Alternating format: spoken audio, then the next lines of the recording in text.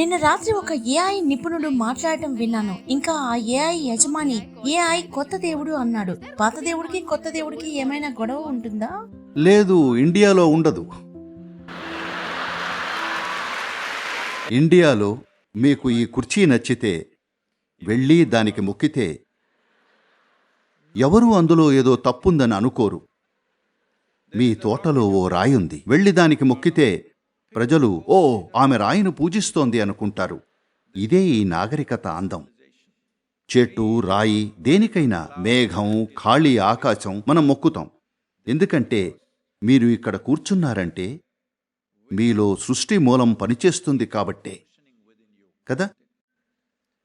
కాబట్టి ఈ దేశంలో, ఈ నాగరికతలో కొత్త దేవుడు ఎప్పుడూ సమస్య కాదు. ఎందుకంటే మనం వాటిని రూపాలుగా చూశాం. మనకు ఆకారాలు, రూపాలు తయారు చేసి వాటికి శక్తినిచ్చి ఒక కొత్త అవకాశంగా ఎలా మార్చొచ్చో తెలుసు. ఇప్పుడు సమయం వచ్చింది. ఏఐ కొత్త దేవుడైతే నాకేమీ అభ్యంతరం లేదు.